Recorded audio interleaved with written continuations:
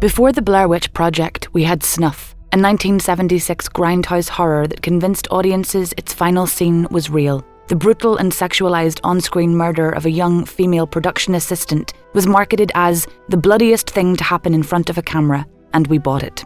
SNUFF wasn't real, it was fiction, but it inspired real outrage and prompted playwright Sarah Daniels to create Masterpieces, a play we're reviving for Ireland in 2020. Why? Because we want to talk about porn, about violence, about the ways we paint women and the ways we censor them. And to start that conversation, we've gone face to face with the experts. These are their voices.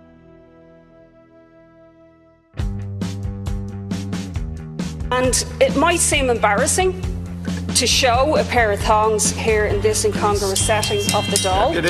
But the reason I'm doing it, how do you think a rape victim or a woman feels at the incongruous setting of her underwear being shown in a court? Since the moment Ruth Coppinger entered the doll in 2014, she has been an advocate for change, a disruptor of the status quo. We have come to know Coppinger best, perhaps, in the role she herself defines as a feminist activist, and it's in that capacity that we went face to face with one of Ireland's leading politicians. In the Sexual Offences Act a couple of years ago, when it was being debated, I and others put forward that we needed to put in a definition of consent into that legislation, and that was actually agreed. It was one of the progressive things that was accepted.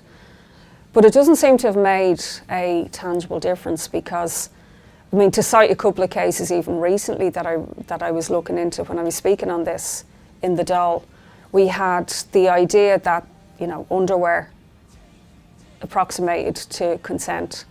We had the idea that somebody who wasn't actually drunk enough not to have been able to have given their consent, and all sorts of absolutely contraception, that was also a definition. So it doesn't seem to be being practiced. It hasn't actually changed the level of victim blaming that's taken place in court cases. It hasn't given any additional supports to people to be able to pursue cases if they're face sexual assault or rape. And then very obvious we see that the whole area of violence against women is suffering from a massive lack of resources. On paper, obviously, there have been huge changes that have taken place. In terms of bodily autonomy, obviously we had the historic repeal referendum, which was a huge landmark victory for women and pregnant people, and for progress and social progress. And I think it was a mass movement really that forced that change. In terms specifically of violence against women, I think that this is now the area that there's a huge lag. In 2018, there were 16,994 disclosures of domestic violence against women in Ireland. And I suppose the most obvious thing we've seen on the ground, this is actually a massive political issue. If you look at any issue worldwide that's mobilising millions actually of people worldwide, particularly women, it's the area of gender violence and femicide. Throughout Latin America, we've the Ni Una Menos movement. We have had the Me Too, social phenomenon where people are encouraged to make more disclosure.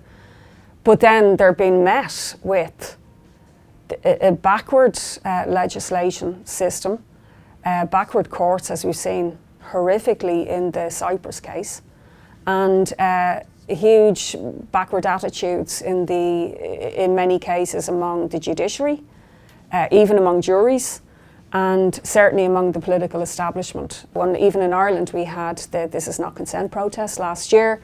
We had protests following the Belfast rugby rape trial. But not a lot has actually changed in terms of really meeting this, what is an epidemic of sexual and gender violence. The FRA found that 41% of Irish women report knowing a family member or close friend who is a victim of domestic abuse.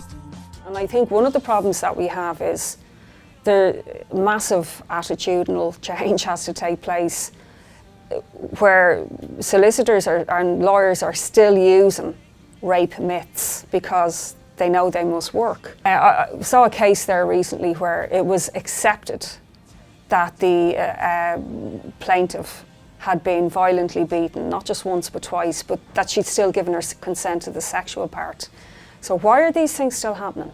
What are the factors in society that are leading to that? And I think that they're many and complex, but they stem from the fact that women, and obviously men can be victims of violence and sexual violence as well, but that you've got these rigid gender roles, and where women in particular are objectified. You have also the growth of porn being widespread, which normalises these kind of imbalanced relationships or acts. 1 in 7 women in Ireland experience severe domestic violence, compared to 1 in 17 men. That makes women more than twice as likely to be victims of intimate partner violence than men. And with statistics this high, you do know a woman facing just such a situation. All of the research shows that it's very difficult to get a prosecution in a rape case. I think that it's a tiny minority that ever get as far as a court. Most people don't report. Those who do pursue often fall off. They haven't got the stamina to withstand a very hostile system. And those that get to court, if you are not young, if you're not working class, if you didn't know the alleged attacker, you know, you've some chance. If it was a stranger situation, although even then we've seen that that's not always the case. But as we know, sexual assault tends to happen when you do know somebody. 2019 saw 3,332 reports of sexual assault in Ireland. That's an increase of almost 10% on our 2018 figures, of which only 11% resulted in conviction. You are meant to ask the consent of the person before you engage in any sexual activity. We haven't got that in society. That doesn't happen. You know, we don't have a situation where you enthusiastically seek a yes. It's not enough to say she didn't say no. I've never actually been involved in any discussion about legislating in terms of pornography in the 5+ years I've been in the Dáil, actually, so this is something that there needs to be a discussion about. The porn industry is massive and it's growing, and there's a small number of people who are profiting hugely from it. But we have to look at what impact is it having in society. And the reality and the mounting evidence is it's having a very negative impact, and that younger people and young people are seeing more and more of it. And obviously we need a lot more research into this, but I think the first thing is that porn is very much male-centred. It's usually about the fulfilment of the man involved. A 2017 study of Pornhub's most viewed clips, Consuming Ecstasy, revealed that just over 18% of female performers were depicted as reaching orgasm. Compare that with 78% of male performers, and you might notice a problem. When male pleasure is prioritised, we make women vulnerable. You know, what's most worrying is that it's becoming increasingly violent. And for younger people, this can be something that's normalised. And I'm from talking to young teenagers, and the expectation then that that's placing on girls in particular to, you know, acquiesce to things that they don't want to, or to be expected to do things that would, you know, that they wouldn't want to do.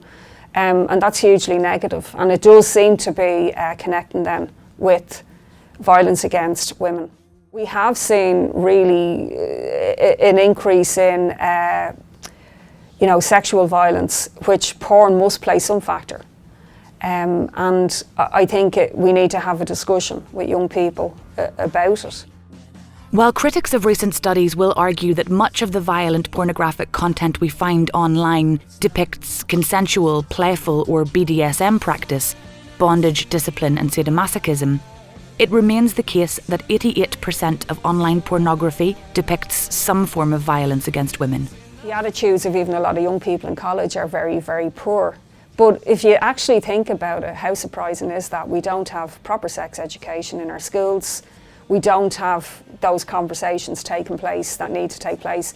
And, you know, we had a bill, for example, which is languishing at second stage and the government won't progress. And part of it has been the religious ethos in Irish schools and in the education system, which is preventing, you know, the kind of really consent-based sex education taking place that's LGBT friendly and that has these things at its core. And I'm not saying school can do it because it's not always easy just for a school situation, but again, if we did have really comprehensive and objective sex education taking place in schools, it would certainly go some way. Last year, the NCCA concluded a preliminary review into sex education in Ireland, interviewing parents, teachers, and over 500 students. Students who overwhelmingly wanted better access to the sort of sex education that would acknowledge the choices they are making and which would, crucially, be removed from the realm of religious education.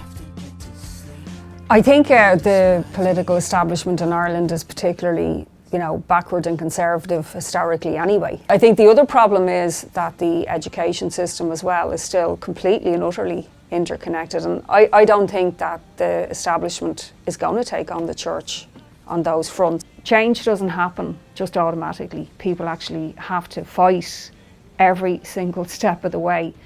And in order to get, number one, the resources, number two, the education that needs to take place, and the support for actually pursuing cases, that's going to take fundamental change.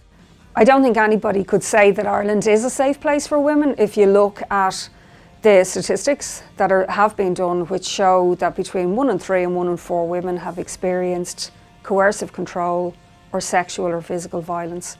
Huge changes in consciousness taking place worldwide, globally, on this issue, among young people, among women, and among many men as well.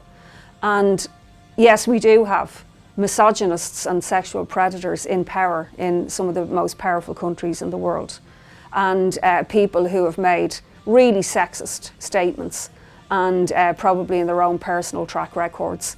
And I think that we're going to come into a conflict with these established leaders who represent the past and who aren't willing to move forward into the future. And I salute that struggle that will inevitably unfold. We want you to be a part of this conversation. Catch Masterpieces at Dublin's Smock Alley Theatre from March 2nd to 7th at 7:30 p.m. nightly, with a matinee performance on the 7th of March at 2 p.m. Join some of our face-to-face interviewees for a post-show discussion on the 6th or 7th of March and make your voice heard.